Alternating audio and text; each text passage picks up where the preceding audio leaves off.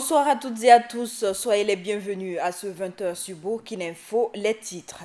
Malgré les fraudes, les systèmes antifraude mis en place par les autorités, le fléau à la peau dure, 12 suspects de fraude au concours direct de la fonction publique session 2015 ont été interpellés durant cette semaine. Pour le droit au logement, le MS Pétrole attire l'attention des autorités de la transition sur la situation des populations de la commune rurale de Bingo, des propriétaires terriens qu'ils jugent avoir été dépossédés de leurs biens. Et les artisans burkinabés décrient les méventes sous la transition. Ils disent ne plus savoir à quel saint se vouer. On en parle au cours de cette édition. Nous débutons ce journal avec les tentatives de fraude. 12 candidats de concours de la fonction publique session 2015 ont été mis aux arrêts. Ce n'est pas la première fois que de telles situations se produisent, ce qui pose même le problème de la conscience professionnelle. Viviane Bama.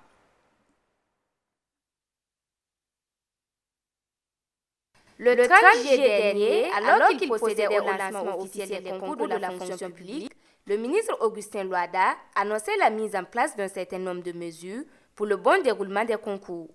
Il s'agit de dispositifs répressifs pour assurer la transparence et l'équité dans les concours. 3 semaines après, la mayonnaise semble avoir pris, puisqu'au cours d'une conférence de presse, le même ministre accompagné du procureur du Faso annonçait des cas de fraude sur 4 de ces concours et l'interpellation de 14 présumés coupables et complices. Les 2 cerveaux sont l'un responsable du cabinet chargé de la conception des sujets et l'autre un responsable d'une structure de préparation et de formation pour les concours à questions à choix multiples. Une situation qui interpelle, surtout que la plupart des concours où il y a eu des fraudes, à savoir la douane, l'ENAREF et la santé, sont des secteurs d'emploi qui se placent en tête de ceux les plus gangrénés par la corruption. Malheureusement, dans nos différents rapports, on a constaté qu'ils sont tout le temps épinglés, malgré leurs avantages, pris la main dans le sac en tout cas, d'après l'opinion publique qui nous renvoie chaque fois ces services-là comme étant des services corrompus. Parce qu'on ne peut pas réussir à un concours par cette voie et être un agent honnête. C'est presque impossible. Et bien sûr, celui-là, il va être malhonnête, il va travailler à contaminer d'autres et il va gangréner tous les services. Et c'est ce qui fait qu'aujourd'hui, notre administration est vraiment sujette à caution. Des individus sont certes aux arrêts, mais la machine enclenchée ne devrait pas s'arrêter là, selon M. Nakanabo. Il aurait fallu tout simplement, et pour tous les concours où il a été identifié qu'il y a eu des fraudes, et surtout que la fraude est venue de l'intérieur, c'est-à-dire c'est les services même du ministère, d'après ce que c'est leur maillon même qui a défailli.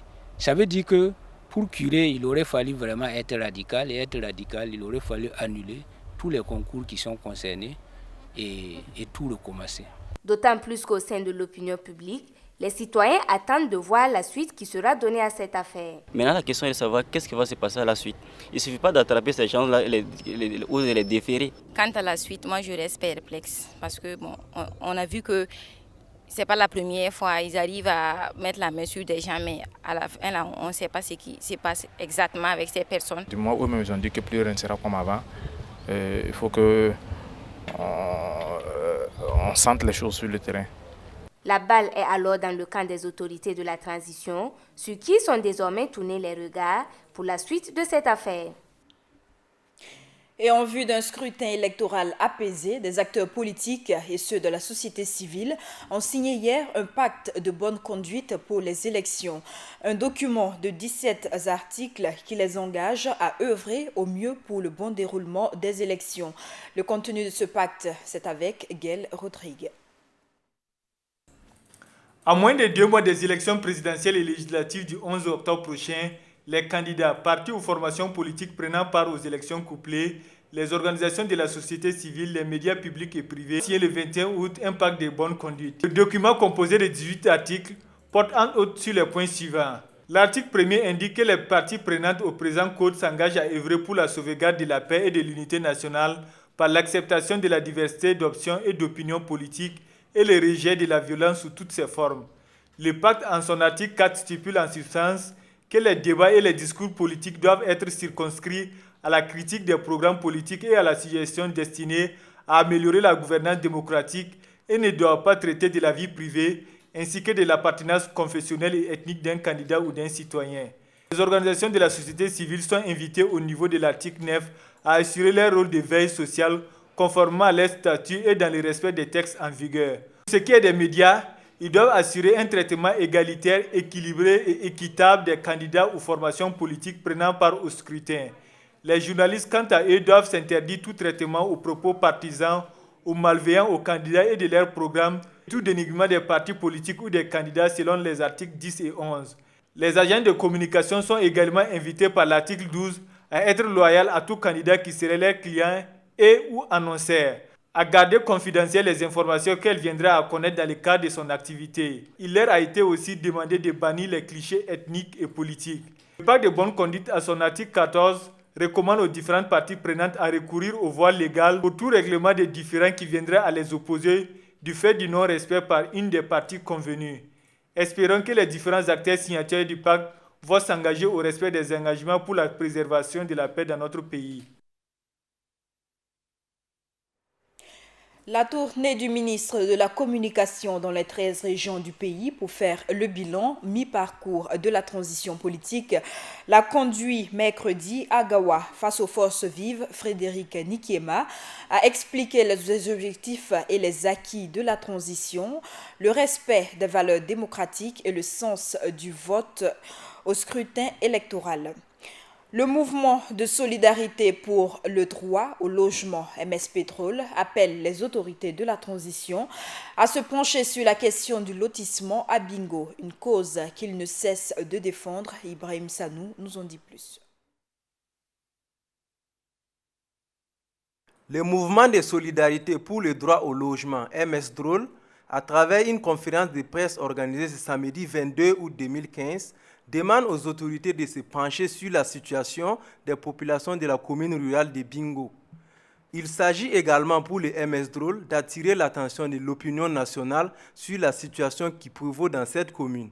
Bon, la conférence de presse ce matin, c'est effectivement pour attirer l'opinion nationale et internationale sur la situation que vivent vraiment les populations de Bingo, notamment les propriétaires terriens, d'où un préfet est allé en 2001, 2006, faire vraiment un lotissement financé par l'autorité. Il y a des autochtones qui vivent dans leurs habitations à 50, d'autres même presque 80, 100 ans dans leur zone, qui ont été déguerpis par ce préfet et qui a parcellé, qui a donné à des gens venant d'ailleurs. Il a pris le palais royal, il a parcellé, les sites rituels ont été parcellés, les lieux de culte ont été en tout cas faits au hasard. Demandons que justice soit rendue à ces populations, à ces autochtones et propriétaires terriens de Bingo. Pour ces dames qui habitent Bingo depuis des années, c'est toujours l'attente. Pourquoi la femme n'a pas droit au logement? J'ai une famille et des enfants. Je demande aux autorités de tout faire pour que j'ai un logement. J'ai perdu mon mari il y a près de 20 ans. Après les lotissements, on était sans abri et ils nous ont dit d'attendre qu'ils vont nous attribuer une nouvelle parcelle et depuis lors, nous sommes dans l'attente. Après une rencontre avec le président de l'autorité supérieure du contrôle de l'État ASCE, le MS Drôle dit être un peu réconforté. Nous avons eu la chance que depuis l'avènement du Conseil national vraiment de la transition, le dossier, on peut dire que ça a bougé. Parce qu'à peine avant-hier que nous avons rencontré le président même, en tout cas de l'ASCE, qui nous a fait savoir qu'en tout cas, il y a des audits qui sont en train de faire un peu partout. Mais le cas de Bingo, s'ils n'ont pas envoyé un audit là-bas, c'est parce qu'effectivement, ils ont choisi d'abord Ouagadougou et Bobo Dioulasso. Nous l'avons approché. Il dit que d'ici là, il va concerter ses inspecteurs et puis on va mettre une commission, en tout cas spécialement pour le cas de Bingo. Donc, on peut vous dire quand même que c'est une situation en tout cas qui va être dénouée tout de suite. Mais depuis lors, c'était statu quo. Le cas de la commune rurale de Bingo vient une fois de plus rappeler les problèmes de lotissement qui sont légion dans notre pays. Il est donc urgent que des mesures soient prises pour définitivement éradiquer ces problèmes de lotissement afin qu'il règne la cohésion sociale. Le Forum national de la jeunesse musulmane, FONAGEM, s'est tenu aujourd'hui à Ouagadougou. Ces jeunes issus de la communauté musulmane veulent, à travers cette assise, réfléchir à comment apporter leur pierre pour le développement du Burkina Faso. Et c'est avec Ibrahim Sanou.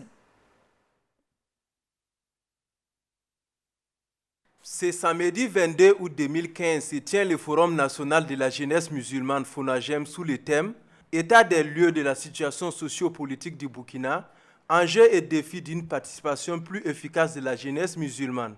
Il s'agit pour la jeunesse musulmane d'apporter sa pierre pour le développement du Burkina Faso. Le forum de ce matin réunit les jeunes musulmans des différentes associations islamiques de la ville de Ouagadougou en vue de se pencher sur l'état de la nation, faire la situation socio-politique de notre pays et envisager effectivement les perspectives de meilleure participation de la jeunesse musulmane dans le développement de notre pays. Donc voilà ce qui nous réunit ce matin. Au cours de ce forum, d'autres sous-thèmes sont également développés. Et le panel qui est en train de passer en ce moment porte sur 3 thèmes. Le premier que je viens de développer, qui consistait à analyser l'impact de la jeunesse et des structures musulmanes dans la vie sociopolitique nationale. Donc ça, c'était le premier sous-thème.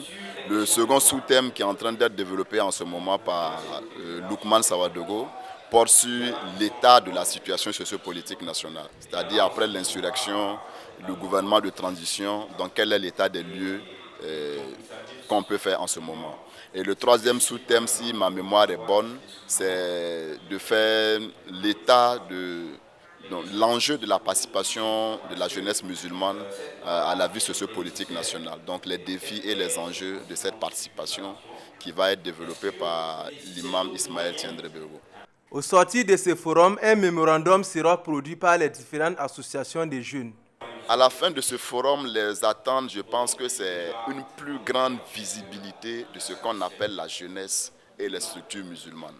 Je pense qu'il est prévu un mémorandum. Je pense qu'il s'agira au sortir de ce forum qu'on ait une idée beaucoup plus claire de l'ensemble des structures musulmanes et que la jeunesse ait en quelque sorte, pour parler comme les politiciens, une feuille de route qui va guider ses actions pour renforcer sa participation et donner plus d'impact à sa contribution énorme sur le plan de la cohésion sociale. Par ce forum, la jeunesse musulmane entend renforcer la cohésion entre les différentes associations afin de faire des propositions aux organes dirigeants de l'État ainsi qu'aux acteurs politiques dans le but de les aider à mieux présider au destin de notre pays, le Burkina Faso. À propos de jeunesse, le réseau d'action des jeunes des organisations de la société civile a entrepris de transmettre ses doléances aux acteurs politiques burkinabés. Une doléance concentrée autour d'un document intitulé « Les priorités de la jeunesse au cœur de l'action politique ». Vendredi, c'est le parti de Zéphirin Diapré qui a reçu ce réseau et leurs préoccupations tournaient autour de l'insertion socio-professionnelle des jeunes, la liberté d'expression, la justice et la lutte contre l'impunité. Le syndicat national des professionnels des technologies, de l'information et de la communication menace d'aller en grève si leur plateforme revendicative n'était pas satisfaite. Il réclame le rétablissement et l'application de l'indemnité spéciale des informaticiens. Le SIMTIC l'a fait savoir ce matin à l'issue de leur assemblée générale. Le reportage est signé Hassan Nakro. Le syndicat national des professionnels d'éthique synthétique est mécontent du silence de leur ministère de tutelle sur la revendication autour de l'indemnité spécifique qui, pourtant, est un acquis historique des informaticiens depuis 1999, à en croire le sympathique. Il l'a fait savoir au cours d'une assemblée générale tenue ce samedi 22 août 2015. L'indemnité spéciale d'informaticien, c'est un droit. C'est-à-dire que lors des négociations, les grèves du 4 et 5 et février 2014 stipulait qu'on ne touche pas aux acquis historiques. À partir du moment que le gouvernement a signé ce protocole d'accord avec les centrales syndicales, nous ne comprenons pas que dans l'application, l'indemnité spéciale d'informaticien a été supprimée. Donc nous ne pouvons pas comprendre ça. Si au niveau de l'ensemble des travailleurs, cette indemnité était supprimée, à la rigueur, on pouvait comprendre. Mais c'est un protocole d'accord que l'application n'a pas été respectée. Après plusieurs démarches, jusque-là entreprises auprès du cabinet du ministre en charge des postes et de l'économie numérique qui se sont avérées infructueuses, Salifou Ilboudo et ses camarades entendent passer à une étape de leur lutte pour se faire mieux entendre par les autorités de la transition. Les informaticiens sont déterminés et dans les prochains jours, nous allons aller en sitting. Nous savons que le 1er septembre, là, il y a une rencontre du gouvernement syndical. Nous allons aller en sitting pour que ce point-là soit pris en compte lors des négociations. Et après ça, nous allons aller en grève et les conséquences, les gens pourront en tirer. Cette assemblée générale se veut donc celle de la dernière chance pour éviter une crise ouverte entre les informaticiens et leur ministère de tutelle selon leurs syndicats.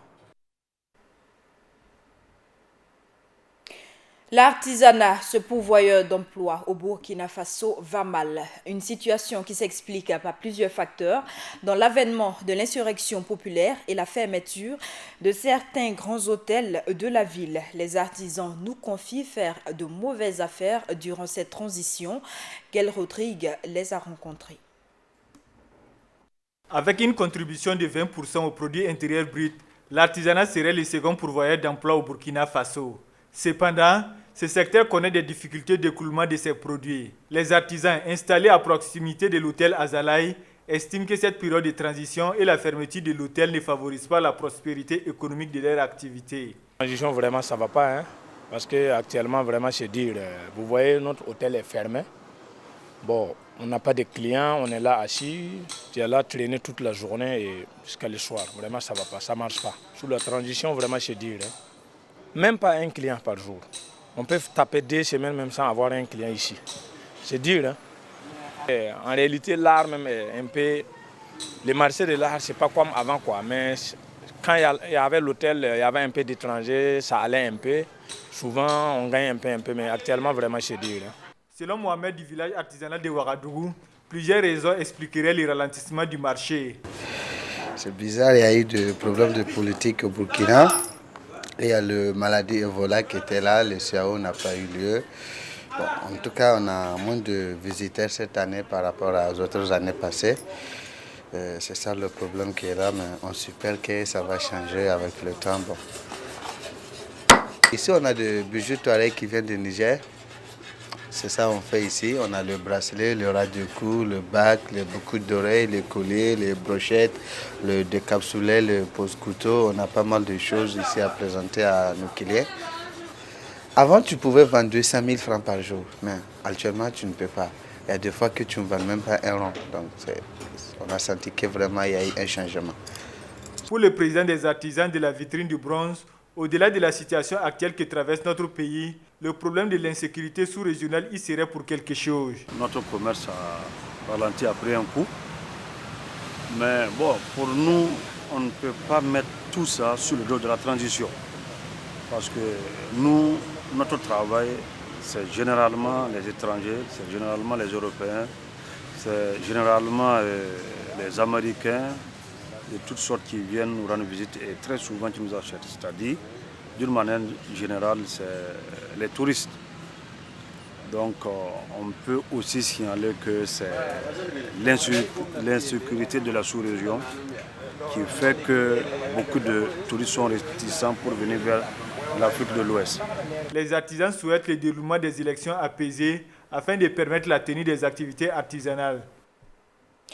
Cap sur Bobo-Dioulasso, où le nombre croissant des cas d'accidents de la route sont souvent attribués à la circulation des camions bennes. Ces camions qui se retrouvent à toutes les heures sur les axes principaux. Depuis quelque temps, ces voitures sont objet de plusieurs plaintes de la part des Bobolais. Le constat est de notre correspondant à Bobo-Dioulasso, Josias Dabiri.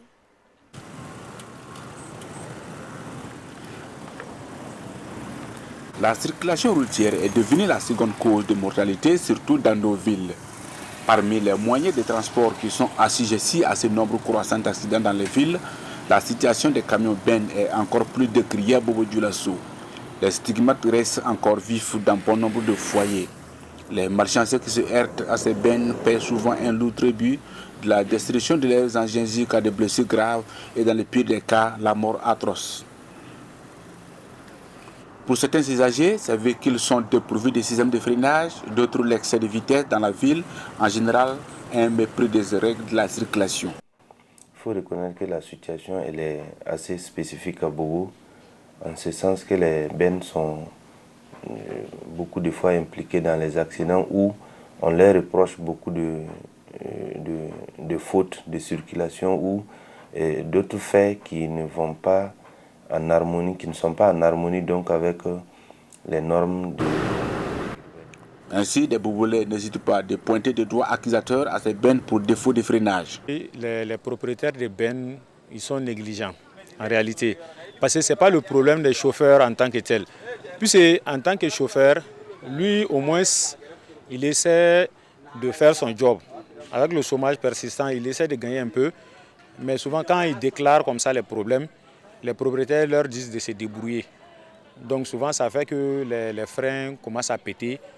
Bon, avec les freins de rechange aussi, souvent ça ne tient pas. Le poids qui est là, quand ils descendent souvent en pleine vitesse, il y a au moins, par exemple sur 100 bennes comme ça, peut-être il y a 70 qui n'ont pas de bons freins. Cependant, de l'autre côté, en leur corps défendant, les promoteurs des bennes estiment que la question de défaillance de freinage n'est pas avérée. Il y a des gens qui se paniquent dès qu'ils voient un camion derrière eux. Et par contre, il y a d'autres aussi, ils s'entêtent que le camion me voit. Or que c'est un truc à vapeur. Les raccords peuvent lâcher à tout moment. Donc quand la population voit un camion devant eux, que ce soit une benne, que ce soit des remorques, ils n'ont qu'à laisser la route, c'est mieux. Selon d'autres encore, si ce n'est le défaut de freinage, le manque de vigilance y est pour quelque chose. C'est dû aussi au manque de vigilance des chauffeurs, voilà, qui sont chaque fois en précipitation quand même pour raccourcir un peu les distances et autres, là, voir quelque chose. Voilà, c'est dû aussi à la densité aussi des usagers et puis aussi à l'étroitesse des voies aussi en ville. Cependant, il faut reconnaître que ces bennes qui sont affectées au transport des agrégats adoptent parfois des comportements qui mettent peu à l'aise les autres usagers, notamment les brins de sable qui entrent dans les yeux. Et de Bobo Dioulasso, nous revenons à Ouagadougou pour parler sport et précisément de la 3e édition du tournoi international du football féminin qui est prévu du 3 au 7 septembre prochain. L'organisation de ce tournoi cette année s'inscrit dans le cadre de la lutte contre l'excision et les mariages précoces. Les grandes lignes du TIFO 2015 ont été dévoilées ce matin aux hommes de médias. C'était en présence d'Hassan Nakro. Du 30 au 7 septembre 2015 aura lieu le tournoi international du football féminin de Ouagadougou TIFO, placé sous le thème « Le football féminin, facteur de sensibilisation et de lutte contre le mariage précoce des filles et les mutilations génitales féminines ». Cette 3e édition a pour objectif principal la sensibilisation et la lutte contre les mutilations génitales féminines au Burkina Faso. Pour la présidente du TIFO, il est temps d'arrêter ces pratiques ignobles. Vous saviez très bien, je venais de le dire. J'ai dit il n'y a même pas une semaine, j'ai lu dans un journal, un monsieur a excisé une fille, et c'est 2 filles, 17 ans et 23 ans. Et je trouve que cela n'est pas normal. Et c'est vraiment un crime, cela. Et ce n'est pas beaucoup ce que nous voulons faire, mais nous voulons attirer l'attention des gens sur les mariages précoces et les mutilations génitales féminines qui dégradent la femme. Et cela n'est pas normal de pouvoir leur faire ça à ces filles-là. Donc nous lançons un appel. Nous savons qu'avec vos interviews et tout, un mot va tomber dans l'oreille de quelqu'un quelque part qui devrait le faire et qui va arrêter de le faire. Maintenant, ça suffit, à l'heure actuelle, nous sommes en 2015, qu'on excise encore des filles et cela n'est pas normal. Pour Marguerite Karama, ce tournoi au-delà du thème de mariage précoce et de mutilation génitale qui sera évoqué tout au long des compétitions, ce tournoi offre également un lendemain meilleur aux pratiquantes. Nous avons des promesses, mais nous n'avons pas encore reçu ces promesses et nous savons que normalement, vu ce que nous avions fait, vu les prix que nous avons, vu les déplacements, vous savez, avant, on ne pouvait pas croire que nous pouvons prendre des filles pour aller en Italie pour jouer une compétition. Aujourd'hui, on va en Allemagne. On ne sait pas où demain ça peut aller. Et ensuite, au niveau des princesses, nous avons nos filles qui sont boursières grâce au football féminin. Parce qu'elles jouent au football, elles sont dans les universités américaines, d'autres sont en Algérie, avec des bourses grâce au football féminin. Donc je pense qu'on doit nous soutenir pour que nous puissions soutenir les filles aussi. Environ 17 millions sont prévus pour l'organisation de ce tournoi international de football de Ouagadougou-Tifo.